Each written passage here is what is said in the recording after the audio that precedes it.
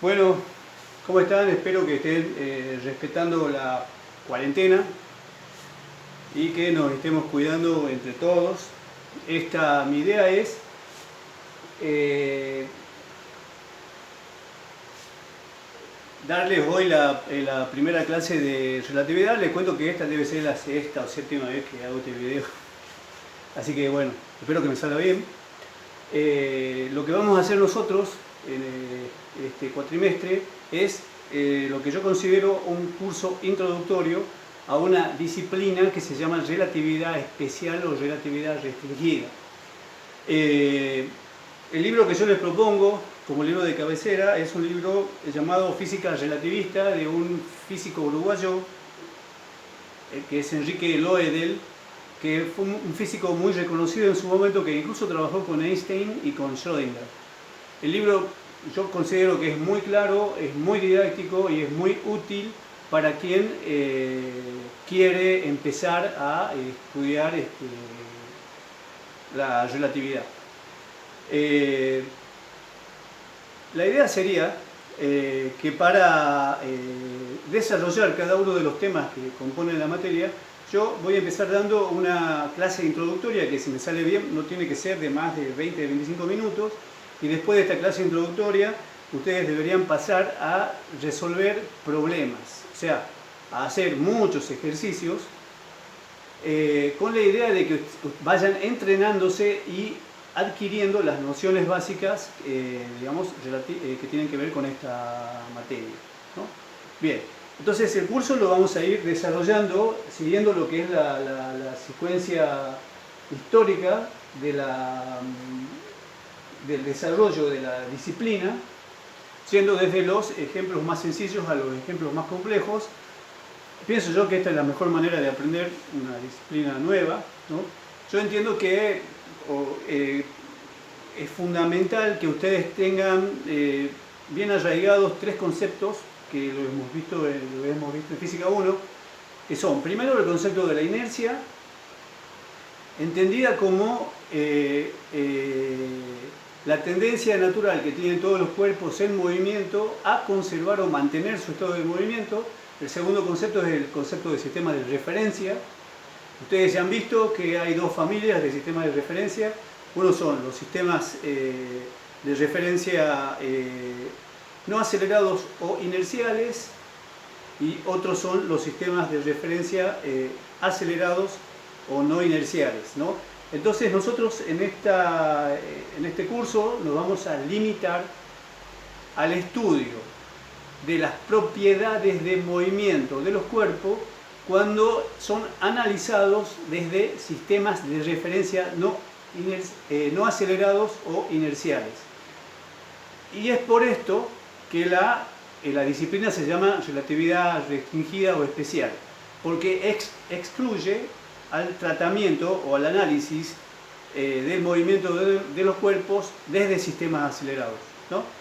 El tercer concepto que ustedes tienen que manejar bien es el del principio de relatividad de movimiento, entendido como en el sentido de que en la naturaleza no hay movimientos absolutos, sino que todos los movimientos son relativos. Entonces tengo que hacer un poco de historia, porque los debates que después dieron origen a lo que hoy nosotros conocemos como la teoría de la relatividad se originaron o se remontan a la antigüedad y tienen que ver con esta discusión acerca de el carácter relativo o absoluto del movimiento, que en la antigüedad estuvo enfocada en la cuestión de la ubicación de la Tierra en el universo y en la cuestión de su estado de movimiento, es decir, en la cuestión de que si la Tierra es un mundo móvil o inmóvil. Hay que tener en cuenta que en base a la evidencia que uno puede tener a partir de la vida cotidiana o a partir de experiencias limitadas realizadas en Tierra, no se puede afirmar que nuestro mundo efectivamente esté en movimiento, y ni siquiera se puede afirmar que la Tierra sea esférica. Por ese motivo, en la antigüedad y prácticamente hasta hace 250 años, la idea predominante o el concepto predominante que se tenía de la ubicación de nuestro mundo en el universo era el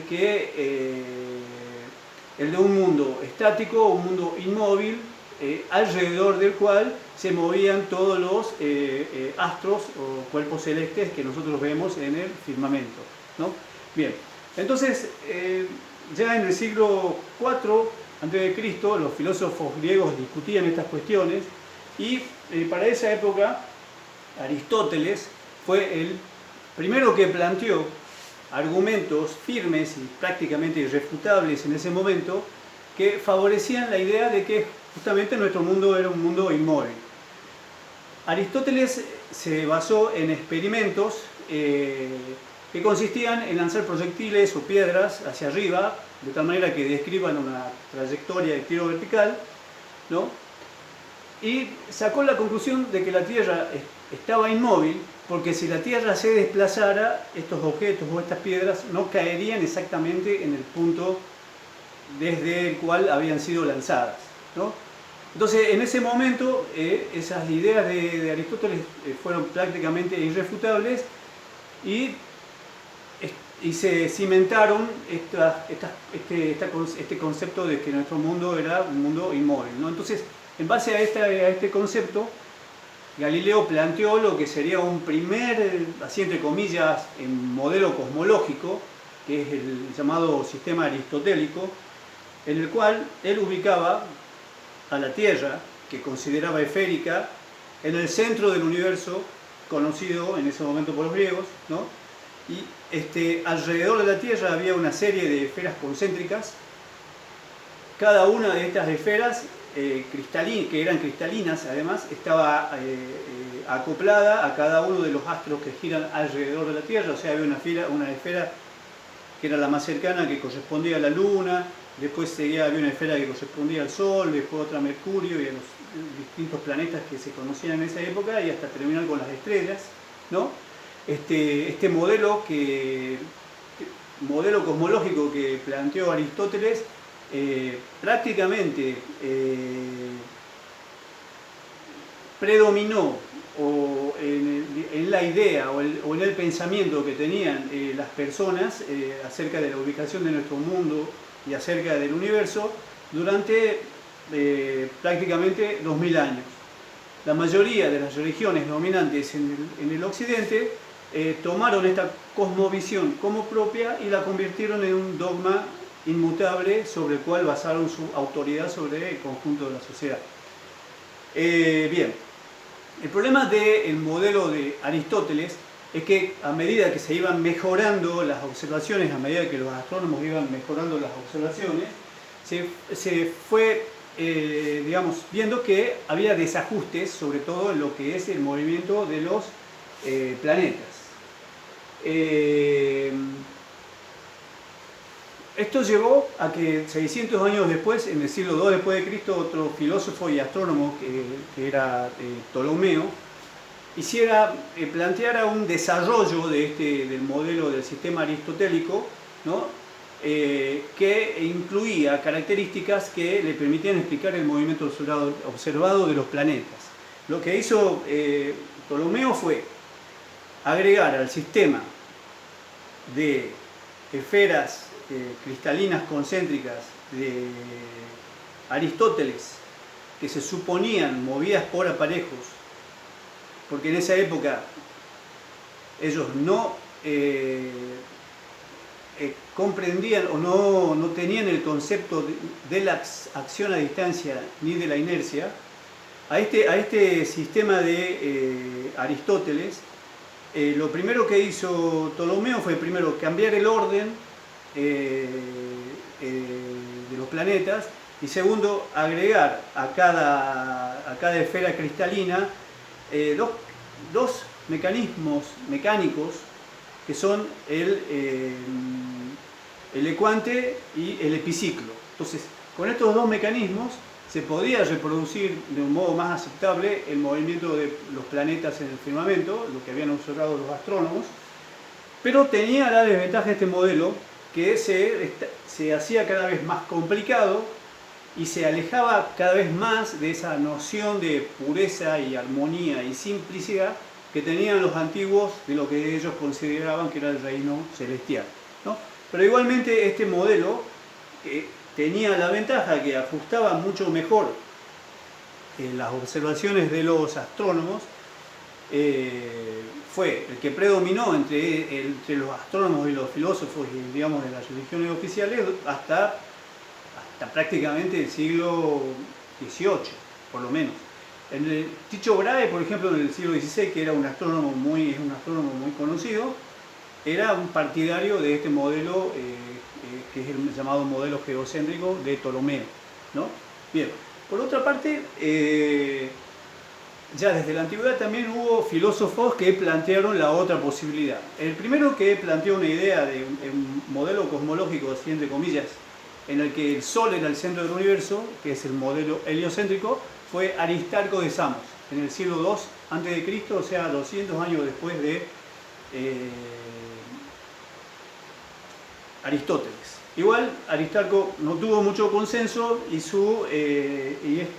estas ideas quedaron como ahogadas, porque en realidad la evidencia, porque la abrumadora mayoría de la evidencia de la que disponían los antiguos, en realidad favorecía los argumentos del modelo geocéntrico.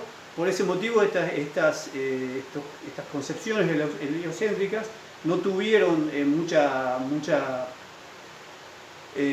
no se difundieron mucho, y esta discusión quedó ahogada por prácticamente 1600 años, hasta aproximadamente el siglo XIV después de Cristo, cuando ahí surge un filósofo francés que se llama Nicolas Oresme, que él plantea una serie de experimentos realizados a bordo de barcos en movimiento que cuestionan el concepto de Aristóteles, ¿no?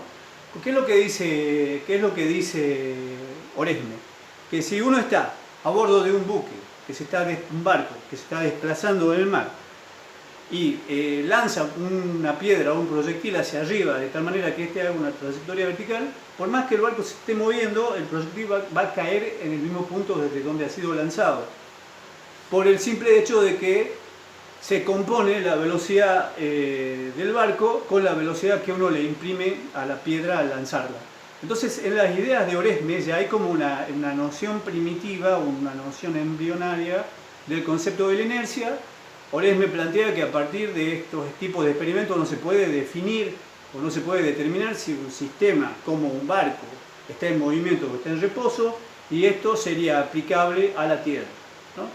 Igual todavía era una cosa muy provisional, y la mayoría de las argumentaciones y de las posiciones y las opiniones seguían del lado de los geocéntricos. Después de Oresme, en el siglo XV, por ahí de 1450, bueno, ahí es cuando surge Copérnico.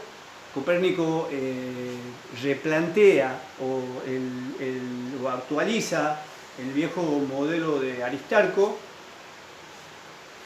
Lo que hace Copérnico es tomar las esferas cristalinas de Aristóteles y cambiar de lugar el Sol. El Sol lo ubica en el centro del sistema, y la Tierra queda ubicada en la tercera esfera, digamos, en el orden de distancia hacia el Sol, ¿no? Pero con argumentos mucho más firmes que Aristarco, y a partir de este planteo de Copérnico se hace como mucho más aguda la discusión entre los geocéntricos, los partidarios del modelo geocéntrico, que se llamaban peripatéticos, y los partidarios del modelo heliocéntrico. Hay que tener en cuenta que ya para el siglo XV, o sea, 40 años después de Copérnico, Colón llega hasta las costas de las Antillas, y comienza la época de los grandes viajes interoceánicos, Esto trae aparejado cambios en la concepción que tienen los pensadores filósofos y los filósofos del mundo. Hay, por ejemplo, una cuestión que surge cuando los navegantes se internan en alta mar y dejan de tener las costas de los continentes como referencia. Para ubicarse tienen que recurrir a lo que se llaman las cartas de navegación. Las cartas de navegación son mapas en donde los navegantes pueden ubicarse en alta mar usando las estrellas como referencia por medio de unos instrumentos como el astrolabio, pero estos mapas estaban confeccionados o se calculaban en base al modelo de Copérnico, porque así era mucho más fácil, ¿no? Entonces había una situación que se usaba para hacer las cartas de navegación el modelo heliocéntrico, pero el modelo oficial aceptado por todo el mundo seguía siendo el modelo geocéntrico, ¿no? También para esta época surgen o se hacen conocidas las investigaciones de Giordano Bruno. Giordano Bruno dio un paso adelante, más adelante de Copérnico y de Oresme. Él también partió de los experimentos a bordo de barcos que hacía Oresme para proponer la idea de que los cuerpos lanzados desde un buque componían su velocidad con la velocidad del buque porque tenían una propiedad, porque el movimiento de estos cuerpos tenía una propiedad atribuible al movimiento en general que él llamó una virtud impresa, o llamó la virtud impresa. Esta virtud impresa es ya una concepción embrionaria de lo que nosotros conocemos como inercia, ¿no?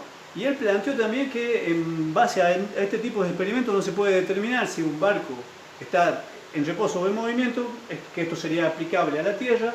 Por lo tanto, esto refutaba las argumentaciones de Aristóteles y él planteó un modelo cosmológico en el cual la Tierra giraba alrededor del Sol, al Sol lo sacó del centro del universo, planteó que era una estrella más entre infinitas estrellas, es una idea mucho más cercana a la que tenemos nosotros ahora, ¿no?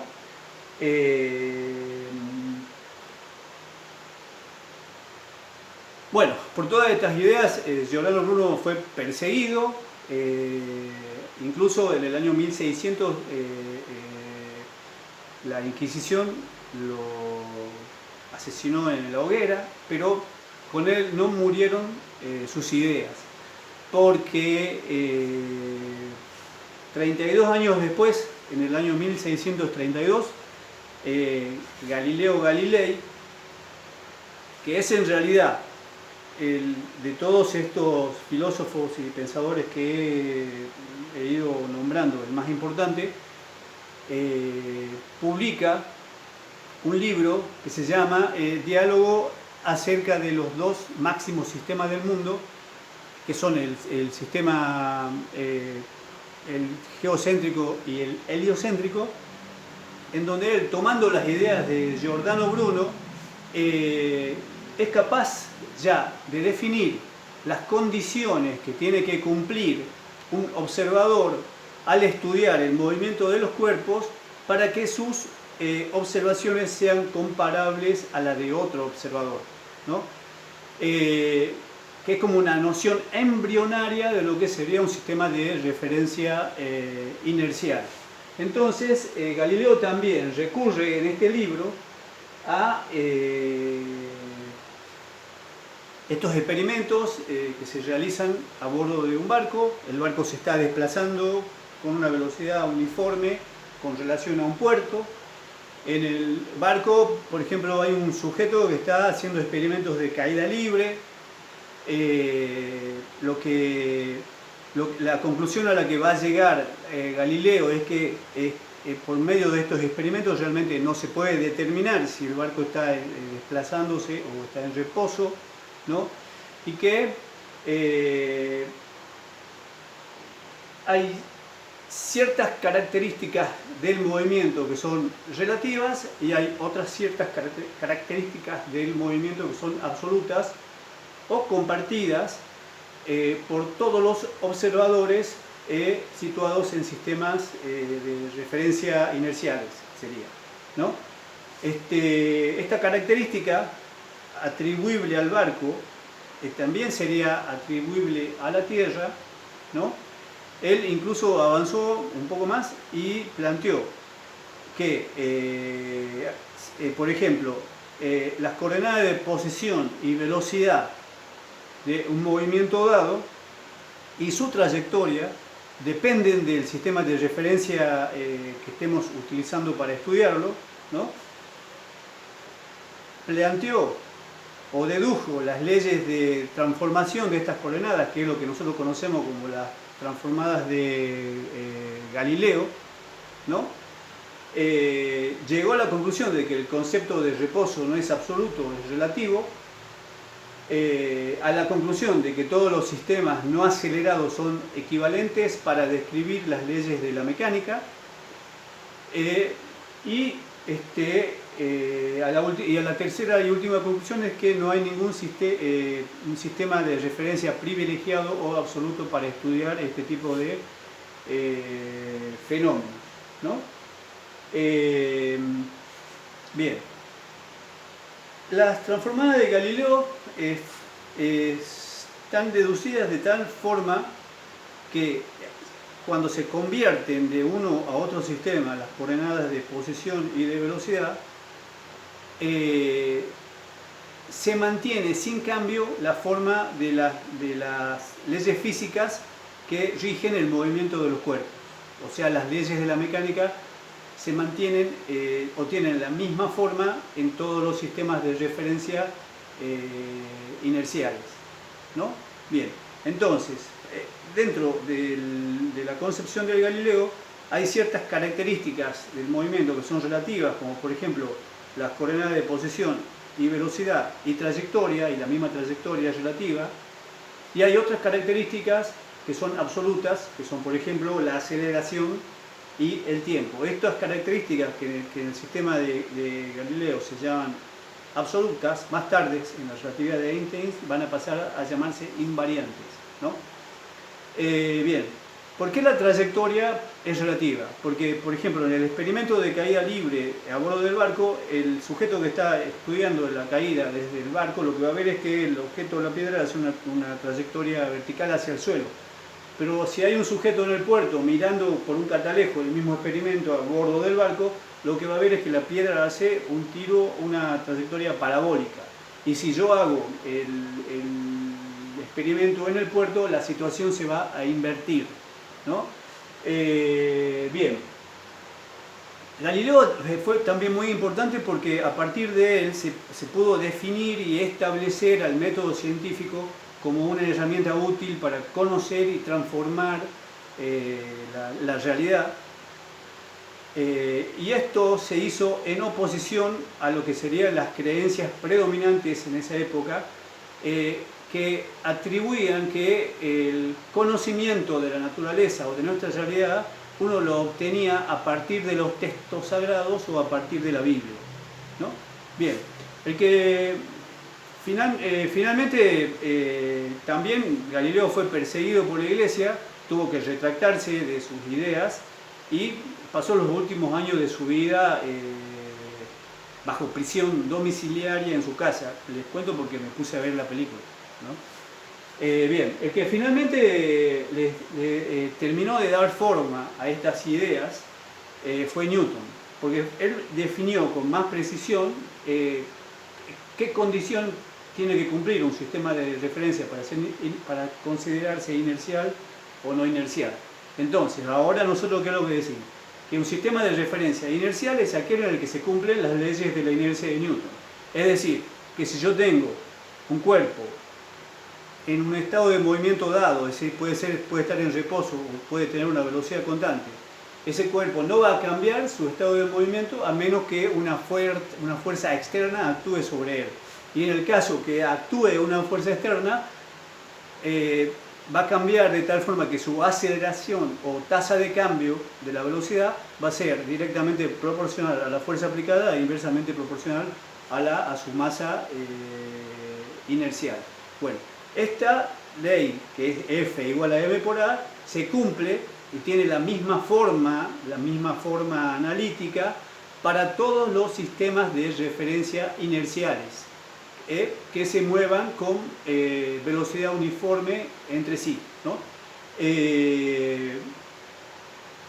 No es así si uno está trabajando desde sistemas de referencia no inerciales. Las leyes de la física no conservan su forma, porque en los sistemas de referencia no inerciales aparecen las fuerzas ficticias. Bien, entonces, dicho esto, mi intención es que estudiemos a partir del libro lo que son las transformadas de Galileo y hagamos los problemas. Yo les voy a mandar por mail cuáles problemas tienen que hacer del capítulo 6 del Alonso Fin, como una forma de empezar o de, ¿cómo se dice?, refrescar estos conocimientos que hemos visto en Física 1. Así que bueno, espero que estudien y que se cuiden, y ya pronto voy a ver si les puedo mandar las clases que faltan.